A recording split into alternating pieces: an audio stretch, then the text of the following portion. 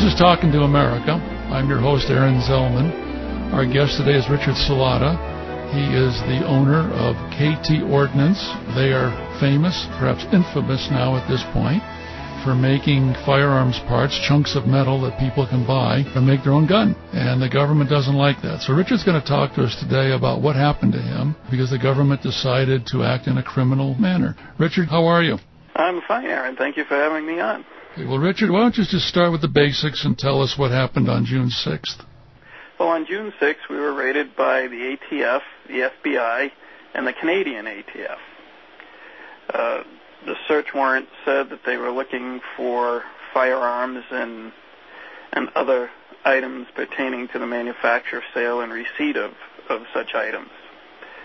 They also claimed that we were manufacturing without a license, which obviously isn't true, because we don't make anything that requires a license. All our products are non-licensable. Can you describe the raid and what was said to you and how they reacted and things they did?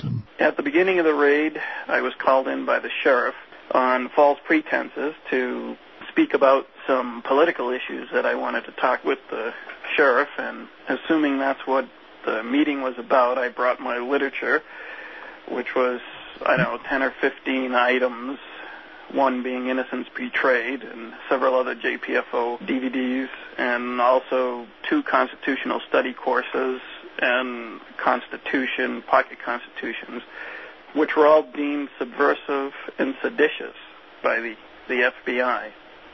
Now, do you have any speculation as to why they thought that Innocence Betrayed, which is our documentary film showing the connection between gun registration, confiscation, governments going bad, and then governments murdering people, would be considered subversive by the FBI? I'm not sure. Probably because that's exactly what it tells them and exposes them for what they really are. Did the ATF also think that Innocence Betrayed was subversive? Yes, they had mentioned it. They asked why I watched such information and did I believe it. In return, I asked them if they believed everything that the government told them, and they responded with a yes. Everything? Well, I used the word everything, and they said yes to it, so I assumed everything. All right, well, I guess applesauce is shoe polish then. Okay. What do you think they were trying to accomplish by claiming that people who were exercising their First Amendment rights to read or watch something were somehow engaged in subversive activity? I think it would have to do with Dr. Edwin Vieira's articles that I have been passing around locally, which is to reconstitute the state militias, which the Constitution requires both federally and the state of Montana. So I think they were worried about that. The FBI questioned me extensively on my knowledge of, am I part of a militia? Do I know militia leaders? Am I trying to start a militia, and so on. Did they at one time suggest that JPFO was a militia? Well, they asked about you, JPFO, and you specifically, and if you were subversive, and were you anti-government, and were you trying to start a militia, or were you part of a militia? And they asked the same questions also of D.V. Kidd and Edwin Vieira and other people that are not so well known. I think it might be helpful for you to tell people about Dr. Vieira's background as to what he does and kind of law he practices. Well, he's a constitutional attorney who practices in the federal courts. He's got a Ph.D. and a J.D., and he writes for News with Views on the corrupt money system, the corrupt judicial system, and also on the militias. And he's writing legislation now to be put into all 50 states to have lawful money again, and also to reinstate the militias, and which would be the true homeland security. And just to note that the National Guard is not the militia, contrary to popular belief. That's part of the Army. Right. Your lawyer, Quentin Rhodes, has suggested that he thinks this whole raid was really a fishing expedition. Can you comment on that?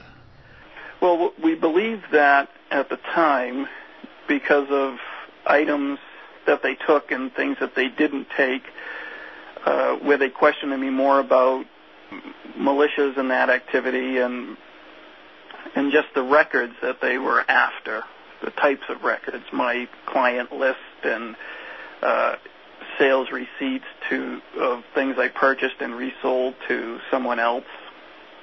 So we think it was geared on that. So they wanted to know who your customer base was. Right. They really want to know who's exercising their right to build their own firearms as outlined at the BATF site, the website, telling people the guidelines to follow to legally build your own guns. And they didn't like this. Do I understand this?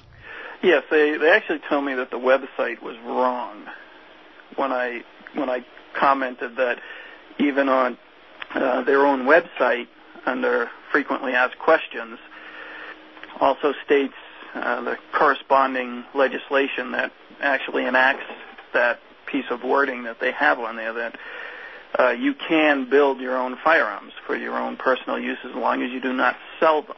So they claim that what's on their site is wrong. That's what one of the ATF ladies said.